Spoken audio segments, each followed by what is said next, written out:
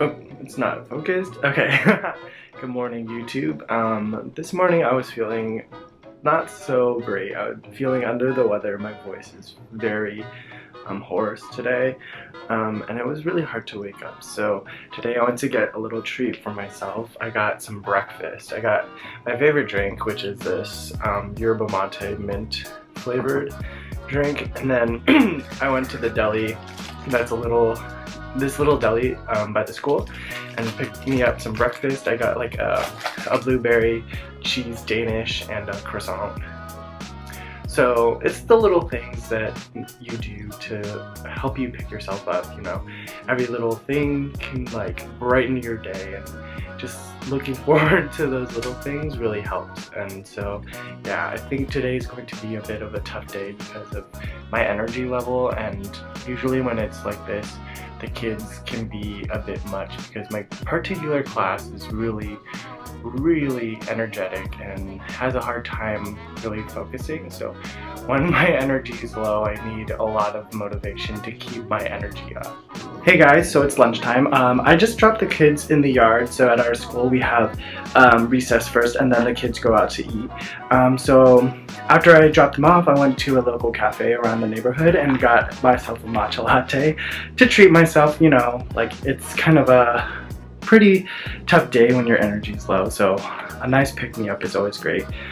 Before this we had science, so it actually went pretty well. We ended up graphing our results, and then, as I said earlier, the science curriculum that we have is really literacy heavy. So there's these little reference books, and we basically played like a reference book scavenger hunt. So I would call out things like what pages cornstarch on, and then they would go flip to it, or like call out a specific piece of information from the reference book, like what is one of the properties of water, and then they would have to go look for it. And they really enjoyed it, and so the lesson went really well. Right now I'm going to enjoy my lunch. One of my goals for this new year is to cut down on plastics, specifically straws. So I went and bought myself like a reusable straw, and I keep it here in my classroom so that I could just cut down on straws. I know my cup came in a plastic cup, or my drink came in a plastic cup, and that's one thing that I need to really get on top of, is using reusable cups for my drinks. But straws make a big difference. And straws are probably one of the biggest pieces of waste that are unrecyclable, that cause the most damage. Because every time I use a straw, I just think of that image of the sea turtle. I don't know if you saw the video, but the sea turtle with like something jammed up its nose and like people just yanking it out.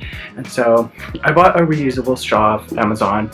This one's by the company Eco Tribe, and I like it because it has this carrying case, so you just slip the straw in the tube, and you could carry it around and store it, so it doesn't get all like nasty and grimy.